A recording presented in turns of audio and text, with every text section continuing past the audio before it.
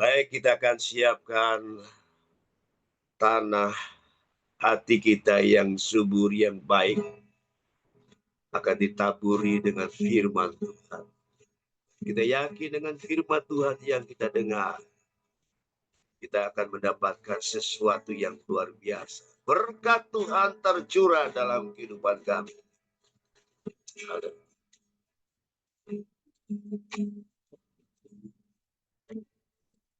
Amin. Haleluya.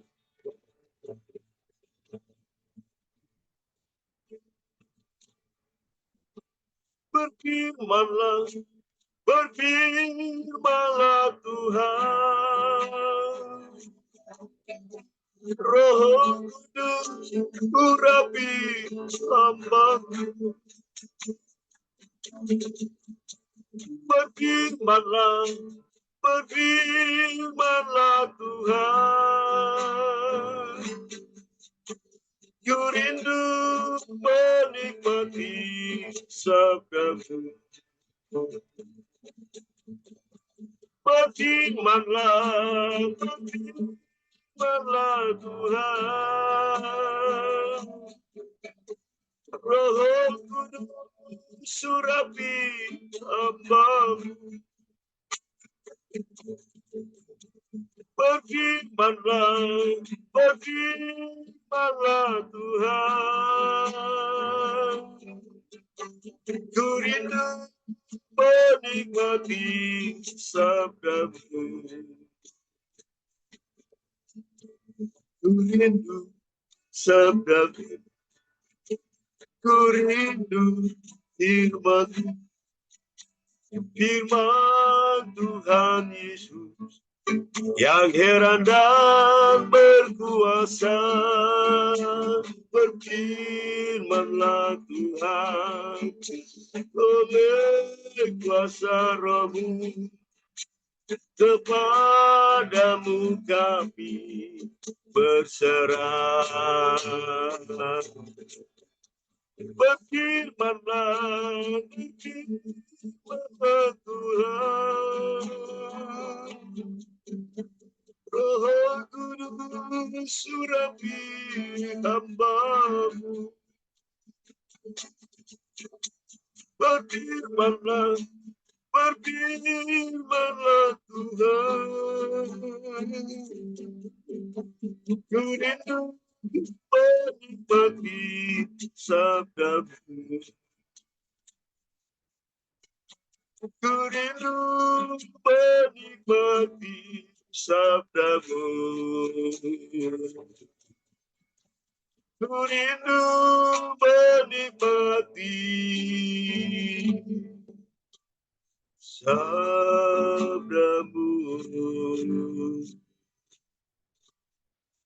Untuk selanjutnya saya serahkan kepada hamba Tuhan yang sudah ditugaskan.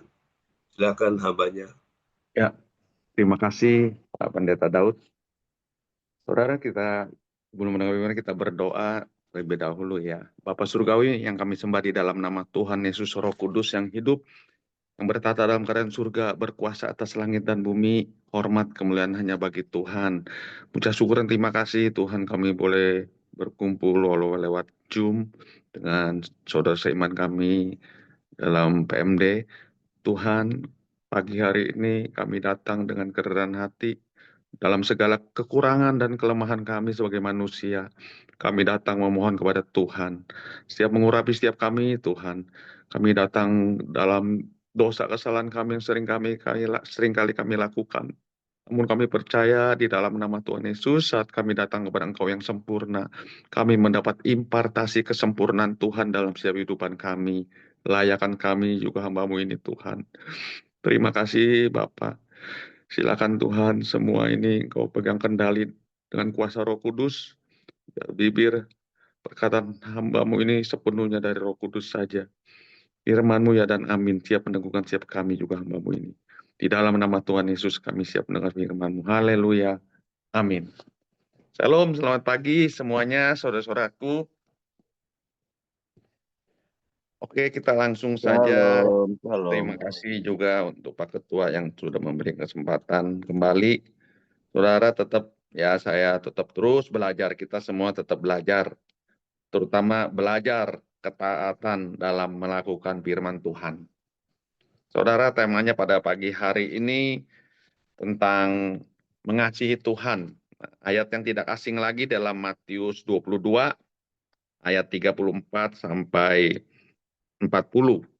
Waktu Tuhan dicobai juga oleh ahli Taurat ya. Saya bacakan ayat 34-nya Matius 22 dengan judul Hukum yang Terutama. Ketika orang-orang Farisi mendengar bahwa Yesus telah membuat orang-orang Saduki itu bungkam, berkumpullah mereka dan seorang dari mereka ahli Taurat bertanya untuk mencobai dia. Yesus selalu dicobai ya. Guru, hukum manakah yang terutama dalam hukum Taurat? Jawab Yesus kepadanya, kasihilah Tuhan Allahmu dengan segenap hatimu dan dengan segenap jiwamu dan dengan segenap akal budimu. Itulah hukum yang terutama dan yang pertama. Dan hukum yang kedua yang sama, garis bawahi dengan yang sama dengan itu ialah kasihilah sesama manusia seperti dirimu sendiri. Pada kedua hukum inilah tergantung seluruh hukum Taurat, kitab para nabi. Amin. Saudara, satu perikop ini yang Yesus katakan yang pertama, kasihilah Tuhan Allahmu dengan segenap hatimu, dan yang kedua, kasihilah sesamamu manusia seperti dirimu sendiri. Itu satu kesatuan yang tidak dapat dipisahkan, saudara. Bagi orang pengikut Kristus, kalau kita lihat dulu, seringkali kita dengar ya dalam bicara hal kekhawatiran, Matius 6 ayat 33 ya. Carilah dulu kerajaan Allah dan kebenaran, itu pun sama. Mencari kerajaan Allah dan kebenaran itu satu kesatuan yang tidak dipisahkan. Demikian juga mengasihi Allah, kita tidak mengasihi sesama kita, itu gagal, saudara. Dalam mengiringi kita akan mengikut Kristus. Saudaraku, kita lihat di dalam 1 Yohanes 4 ayat 20, ini yang membuat satu kesatuan bahwa mengasihi Tuhan harus juga mengasihi sesama. Tidak bisa dipisahkan.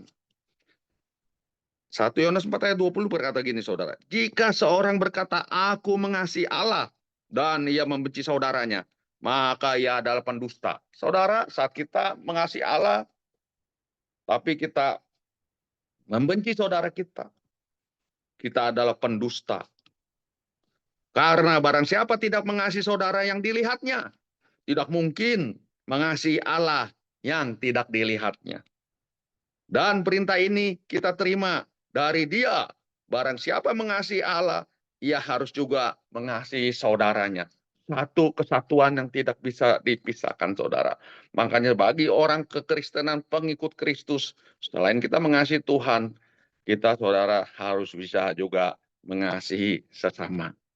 Saudara, tidak semudah itu kita mengatakan mengasihi Allah. Tidak semudah yang kita katakan. Saudaraku, bukan karena kita ke gereja tiap minggu, kita mengasihi Allah. Belum tentu kalau menurut saya. Definisi mengasihi Allah, saudaraku, itu harus disertai pertobatan. Bukan sekedar dibaptis. Saudaraku, waktu kita pertama kali dibaptis tuh, ini pengalaman saya aja ya. Waktu saya dibaptis, pertama kali dibaptis tuh, kita boleh dikatakan kita baru percaya Yesus Kristus sebagai Tuhan. Kita baru percaya, tapi belum kategori mengasihi. Kenapa, saudara? Yohanes 14, jelas dikatakan. Yohanes 14 ayat 15. Jikalau kamu mengasihi aku, jikalau saudara dan saya mengasihi Tuhan, kamu akan menuruti segala perintahku. Jadi saudaraku, definisi mengasihi bukan sekedar beribadah, tapi harus melakukan firman yang sudah Tuhan ajarkan. Berapa banyak saudara kita anak-anak Tuhan hanya beribadah. Banyak sekali firman yang kita langgar. Banyak sekali firman yang belum kita taati. Belum definisinya, belum mengasihi Tuhan, saudara. Saya waktu dibaptis, pernah jatuh, saudara. Setelah dibaptis, saya percaya Yesus. Tapi saya belum kategori mengasihi Tuhan. Karena saya pernah jatuh juga dalam dosa perzinahan. Masih melakukan. Nah, setelah berjalannya waktu, saudara, Tuhan pakai saya, makanya saya disempurnakan, saudara. Saya bertobat sungguh-sungguh, Tuhan pakai saya untuk memberitakan firman Tuhan. Di situ saya baru mengerti akan mengasihi Tuhan. Jadi saudaraku, orang yang mengasihi Tuhan tuh yang sungguh-sungguh melepaskan dosa yang mengikatnya. Saudara, kita ingat waktu Petrus berkhotbah di dalam Kisah 2 ayat 38. Saudara, semua manusia di bumi ini, baik tua muda, anak-anak, dewasa, wanita, laki-laki, siapapun manusia saudaraku yang mau dibaptis, itu harus bertobat. Semua manusia. Waktu Petrus membaptis, saudara. Kisah 2 ayat 38. Petrus berkata apa? Bertobatlah. Hendaklah dirimu dibaptis. Saudara, waktu Petrus berkhotbah, Petrus di dalam Kisah 2 ayat 38, jawab Petrus kepada mereka, bertobatlah. Ada kata pertobatan, saudara. Harus bertobat dulu. Jadi dibaptis tanpa pertobatan kosong juga, nol, saudara. Jawab Petrus kepada mereka, bertobatlah dan hendaklah kamu masing-masing memberi dirimu dibaptis dalam nama Tuhan Yesus Kristus untuk pengampunan dosamu. Maka kamu akan menerima karunia Roh Kudus. Siapapun juga, saudara, harus bertobat. Namanya manusia. Bahkan dalam Yohanes waktu membaptis, saudaraku, Yohanes pun sama. Kalau kita lihat di Matius 3 ayat ke-5. Maka datanglah kepadanya penduduk dari Yerusalem. Dari seluruh Yudea. Semua orang dari Yerusalem, dari Yudea. Kalau saya mau tambahkan juga ibaratnya. Dari Tangerang, dari Jakarta, dari seluruh pulau manapun juga. Bagi yang mau dibaptis. Maka datanglah kepadanya penduduk dari Yerusalem, dari seluruh Yudea, dari seluruh daerah sekitar Yordan. Lalu sambil mengaku dosanya, mereka dibaptis oleh Yohanes di sungai Yordan. Semua saudaraku. Manusia harus mengaku dosa. Semua manusia harus bertobat, baru dibaptis. Jadi kalau kita masih belum bertobat, masih melakukan dosa yang lama, belum bisa melepaskan, saudara, itu belum tandanya mengasihi Tuhan. Coba kalau kita perhatikan Yesus waktu dibaptis oleh Yohanes. Nah, kalau Yesus adalah sempurna, Tuhan Bapa Surgawi mengaruniakan turun ke surga sebagai manusia. Waktu Yesus dibaptis oleh Yohanes, ayat ke-16 ya Matius 3. Yesus tidak ada kata pertobatan, saudara, karena dia sempurna. Sesudah dibaptis, Yesus segera keluar dari air. Dan pada waktu itu juga langit terbuka. Dan dia melihat Roh Allah. Langsung Tuhan Yesus waktu dibaptis langsung melihat Roh Allah. Kalau kita disuruh bertobat terus dulu, saudara. Nggak bisa langsung kita melihat Roh Allah. Karena kita masih penuh dengan dosa. Seperti burung merpati turun ke atasnya. Lalu terdengar suara dari surga yang mengatakan, inilah anakku yang kukasihi, kepadanya aku berkenan. Hanya Yesus, saudaraku, yang dibaptis langsung Tuhan berkata, inilah anak yang kukasihi, kepadanya aku berkenan. Artinya saudara, waktu saudara dan saya dibaptis itu kita baru penuh dengan lumpur dosa. Kita belum ada perkenanan. Tuhan mau lihat dulu pertobatan kita apakah sungguh-sungguh, saudara. Nah, saat kita sungguh-sungguh baru boleh dikatakan kita disebut juga, inilah anak yang kukasih, kepadanya aku berkenan. Definisi kalau kita sungguh-sungguh dalam Tuhan, baru boleh dikatakan kita orang-orang yang mengasihi Tuhan. Hukum yang pertama, saudara. Jadi tidak semudah itu kita mengatakan saya mengasihi Allah, tapi dalam rumah tangga kita masih kasar. Kita mengasihi Allah, kepada anak-anak kita kasar, saudaraku. Nggak bisa. Kategori mengasihi Allah itu harus disertai pertobatan. Bukan dibaptis saja, saudara. Jadi waktu Yesus dibaptis, saudara, luar biasa. Yesus dibaptis langsung dikatakan oleh dari surga. Inilah anak yang kukasihi, kepadanya aku berkenan. Makanya itu, kasihilah Tuhan Allahmu dengan segenap hatimu, dan kasihilah sesama manusia itu tidak bisa dipisahkan. Tidak bisa dipisahkan, saudara. Jadi kalau kita manusia, kita harus bertobat dulu baru dibaptis. Tapi kalau Yesus, saudaraku, nggak ada kata bertobat. Alkitab tidak mencatat kata bertobat karena Yesus sempurna.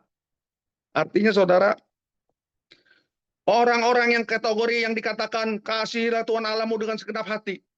Saudara, kalau kita lihat lagi saudara, waktu Yesus bertanya kepada Simon Petrus, buat saya Yohanes 21 ayat 15 kalau nggak salah. Simon Petrus, apakah engkau mengasihi aku? Kata Yesus. Petrus berkata, ya benar Tuhan, aku mengasihi engkau.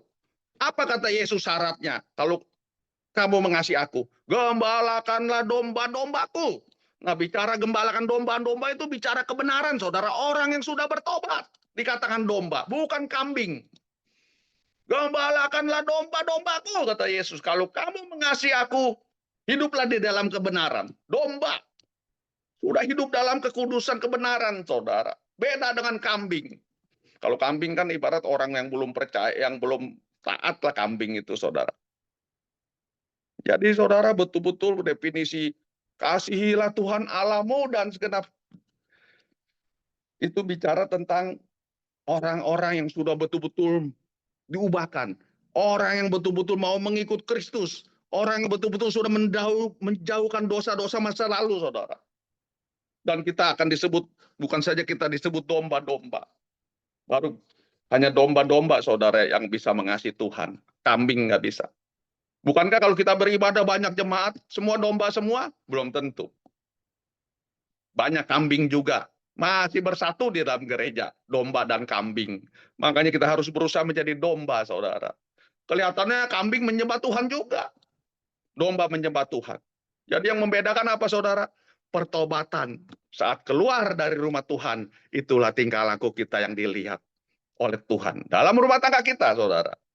Banyak sekali kan masih yang namanya pendeta, masih nempeleng istrinya. Yang namanya pendeta, masih selingkuh. Saudara, nama aja pendeta. Orang lihat, waduh hebat dipakai Tuhan. Tapi bagi Tuhan, karunia mengasihi, itu kategori mengasihi Tuhan, tidak ada. Tuhan tanpa kompromi, saudara. Jadi, kasihilah Tuhan Allahmu dan kasihilah sesama manusia ini tidak bisa dipisahkan. Ini Alkitab berkata di dalam Matius 22 ayat tadi ayat 34 sampai ayat saya bacakan ayat 37 lah. Ayat 37 sampai 39 ini kan ayat yang tidak asing lagi. Jawab Yesus kepada kasihilah Tuhan Allahmu. Nah, kalau ayat 35-nya kan dan seorang dari mereka, seorang ahli Taurat bertanya untuk mencoba Yesus. Saudara, kita tahu ya ahli Taurat orang Farisi hanya ada kebencian kepada Yesus. Makanya jawaban Yesus luar biasa dikasih dua. Mungkin orang ahli Taurat bertanya, guru, hukum manakah yang terutama? Mungkin harapan dia pengen satu aja, saudara. Mungkin ini persepsi saya aja ya. Mungkin mereka ingin jawaban Yesus cuma satu aja kali. Jawab Yesus kepadanya, cuma kasihilah Tuhan Allahmu. Tapi saudara kenapa? Karena di dalam 10 perintah Allah, kitab Taurat, 10 perintah Allah, itu tidak ada yang tertulis, belum ada kasihilah sesamamu manusia, belum ada. Hanya hormatilah ayah ibumu, jangan berzina, jangan buat patung ilah lain itu loh. Tapi kasihilah sesama manusia belum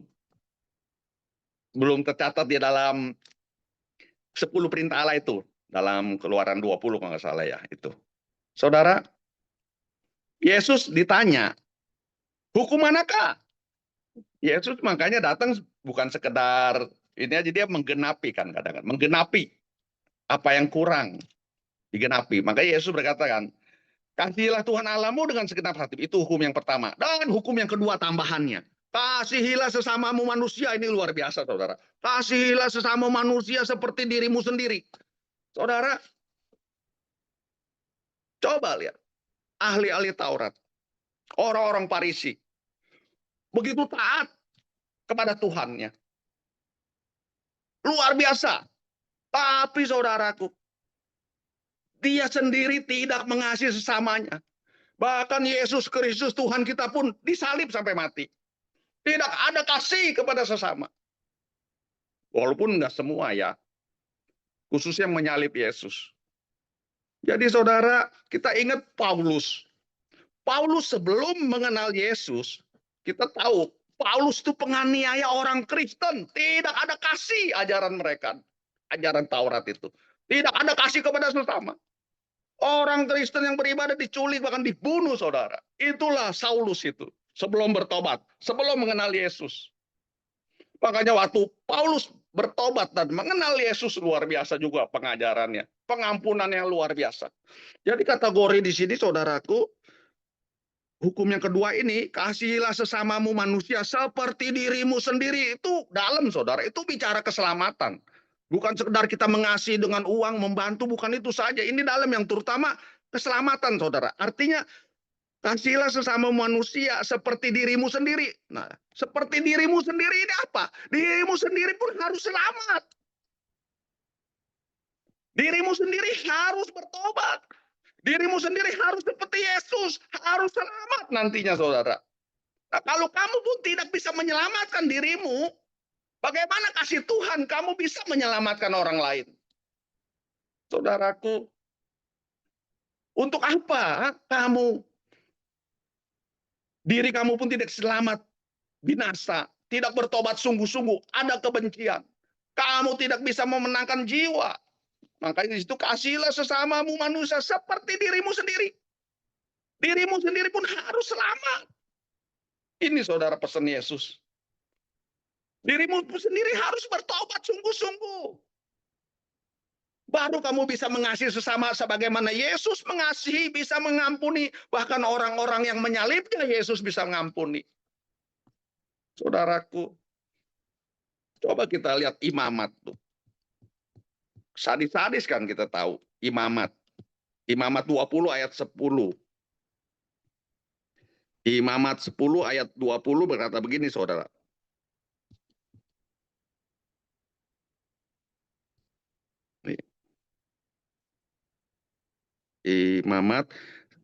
Imamat 20 ayat 10, bila seorang laki-laki berzina dengan istri orang lain, yakni berzina dengan istri sesamanya manusia, pastilah keduanya dihukum mati, tidak ada kasih pengampunan. Hukum Musa, saudara. Pastilah keduanya dihukum mati, baik laki-laki maupun perempuan yang berzina itu. Itulah saudara, makanya Yesus tambahkan, kasihilah sesamamu manusia, artinya kamu harus selamat juga. Jangan membunuh, walaupun perempuan itu berzina, laki-laki berzina itu, kasih kesempatan untuk bertobat. Itulah Yesus, Tuhan kita.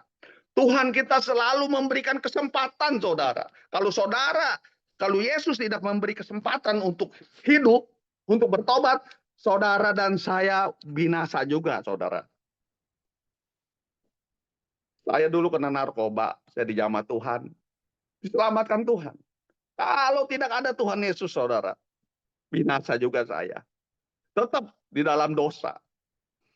Saudara, kita harus bangga kepada Tuhan Yesus yang selalu memberikan kesempatan. Tapi ini ahli-ahli Taurat itu nggak ada kasih kepada sesama. Bila seorang laki yang berzina harus mati, tidak ada. Harus matiin. Harus dimatikan. Saudara, ini Taurat. Coba kita lihat kalau Yohanes 8 ayat 1 sampai 11, bagaimana waktu perempuan yang kedapatan berbuat zina dibawa kepada Yesus. Itu bukti bahwa Yesus mengasihi sesama, bahkan seorang penzina pun Yesus berikan kesempatan untuk bertobat. Waktu ahli Taurat membawa itu juga sama, mencoba Yesus. Alkitab mencatat juga, ini juga Matius 22 ayat 37 sampai 39 kan Yesus dicobai juga dengan pertanyaan yang menjebak. Sama, Yohanes 8 ayat 1 dan sampai 11 juga sama, saudara. Yesus dicobai, dibawa perempuan yang kedapatan berbuat zina sambil bertanya, "Guru, Rabi, ini perempuan tertangkap tangan berbuat zina. Dalam hukum Musa," imamat tadi ya, dalam hukum Musa, imamat 20 ayat 10, harus ditimpuki perempuan ini sampai mati. Apakah pendapatmu? Ditanya, diuji. Yesus diuji. Kalau Yesus bilang serba salah, itu pertanyaan kalau menurut saya yang menjebak juga, menjebak. Kalau Yesus bilang, ya udah kalau dia berzina hukum Musa timpukin sampai mati, ntar disalahin Yesus. Katanya Yesus dari surga bawa hukum kasih, pengampunan. Kok setuju bunuh orang? Wah, disalahin Yesus. Katanya bawa hukum kasih dari surga pengampunan, kok bunuh orang juga? Kalau Yesus bilang, bebaskan perempuan itu, ampuni. Salah juga bagi orang Farisi itu.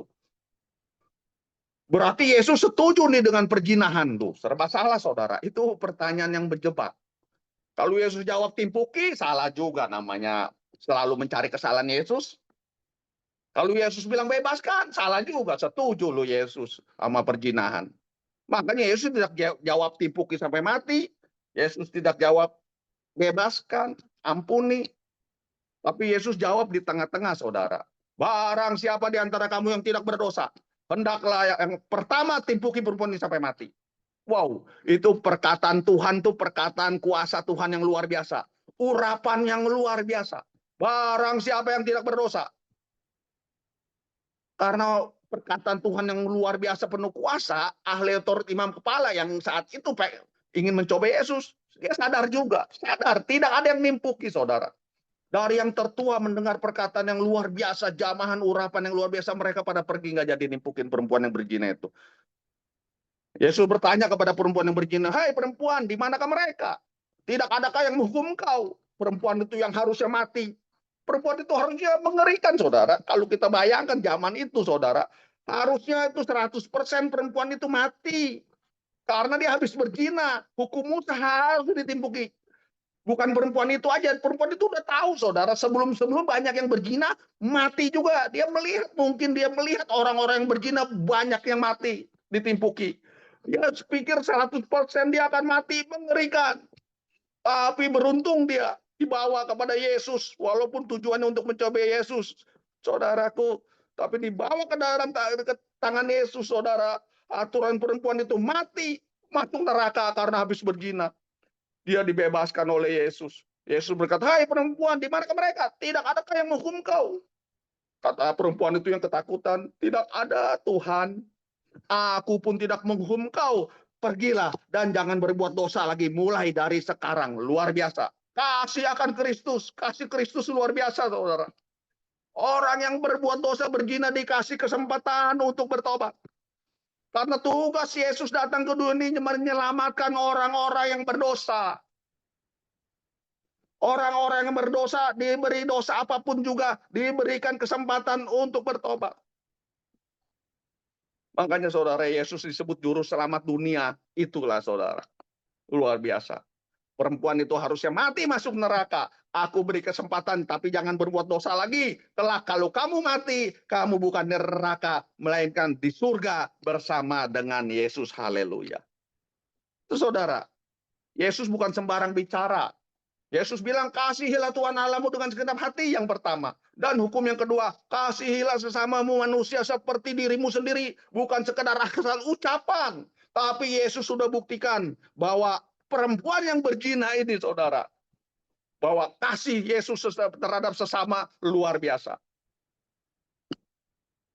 Kenapa Yesus punya kuasa? Makanya, "Kasihilah sesamamu manusia seperti dirimu sendiri." Dirimu sendiri harus suci, kudus seperti Yesus.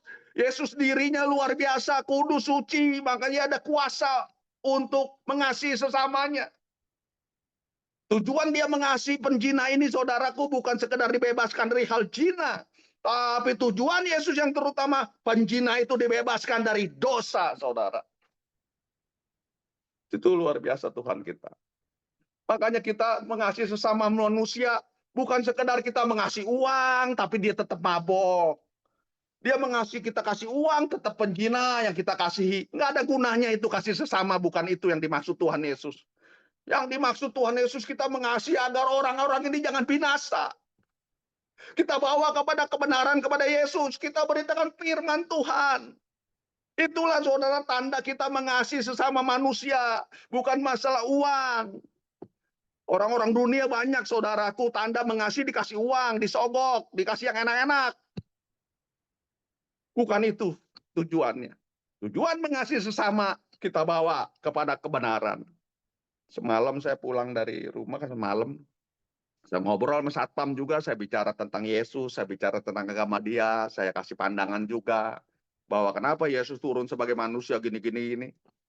Kenapa istilahnya sama apa, kata saya, agama kamu selalu bicara orang kita tahu, kalau kita orang kita tahu nih, kamu juga tahu, selalu ngomong, "Oh dia kemasukan setan, dia kesurupan," semua tahu. Tapi kok kenapa yang dikatakan selalu, dia kesurupan tuh kemasukan setan. Tapi kok nggak pernah bilang kemasukan Tuhan. Nggak ada. Kalau di agama saya ada. Kita nih bait Allah di tubuh kita nih. Kita kemasukan Roh Kudus.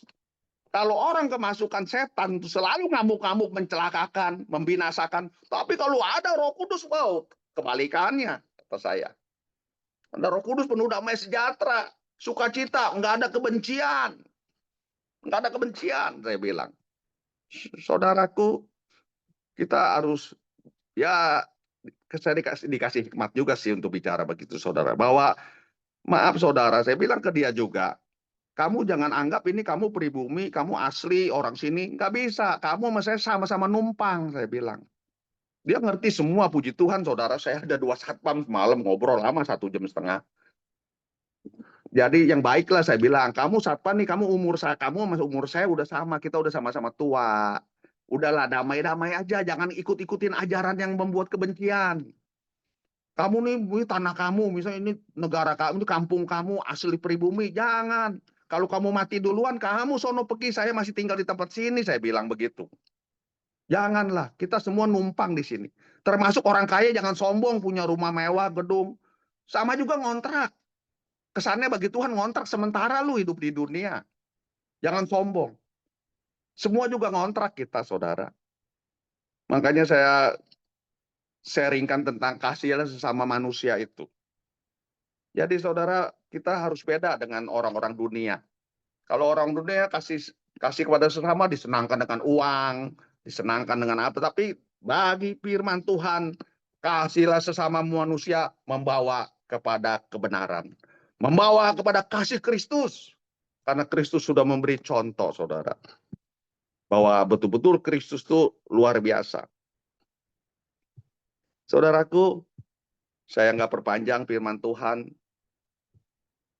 Biar singkat, tapi jelas bahwa hukum yang pertama, kita harus mengasihi Allah dengan segenap hati kita. Mengasihi Allah dengan pertobatan sungguh-sungguh. Bukan sekedar asal kita dibaptis. Bukan sekedar asal kita beribadah kepada Tuhan. Tapi kita harus bertobat sungguh-sungguh. Sampai yang mengatakan, Bapa Surgawi mengatakan, inilah anak yang kukasihi, kepadanya aku berkenan.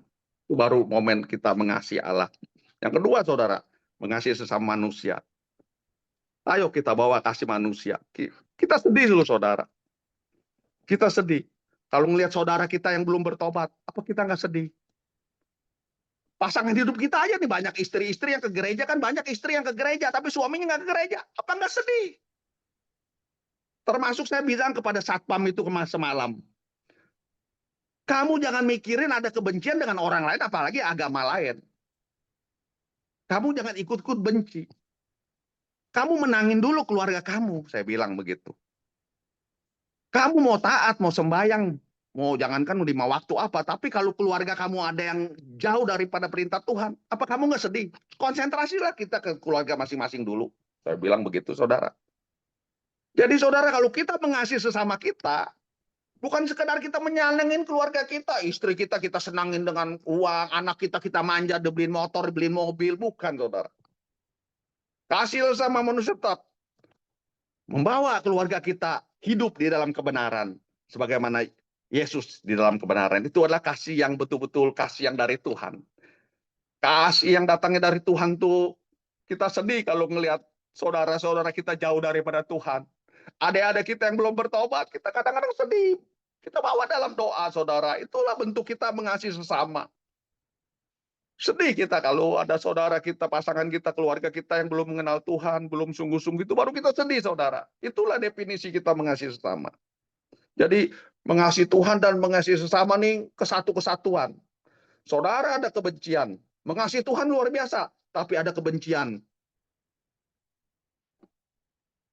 nggak akan masuk ke dalam kerajaan Allah juga. Makanya saya kemarin bicara satpam 2, mengasihi Tuhan harus mengasihi sesama. Bagaimana kita disebut bisa mengasihi Tuhan yang tidak kelihatan, sedangkan yang kelihatan kita begitu benci. Nggak bisa dipisahkan, saudara. Mengasihi Allah dan mengasihi sesama itu satu kesatuan yang harus kita lakukan. Sebagaimana Yesus berkata dalam Matius 6 ayat 33. Carilah dahulu kerajaan Allah dan kebenaran. Dan kebenarannya, Kerajaan Allah dan kebenaran itu tidak bisa disatukan juga. Tidak bisa dipisahkan, maksudnya satu kesatuan. Kiranya menjadi berkat untuk kita semua. Mari kita berdoa, Bapak Surgawi, mengucap syukur dan terima kasih untuk renungan firman Tuhan yang singkat ini. Biar juga Tuhan kami semakin jadi pelaku firman Tuhan, juga hamba-Mu ini yang banyak kekurangan juga Tuhan. Semakin mengerti dan menjadi pelaku firman juga Tuhan. Terima kasih untuk berkat rohani yang Tuhan berikan kepada kami semua. Di dalam nama Tuhan Yesus kami panjat doa ucap syukur terima kasih. Haleluya. Amin. Saya serahkan.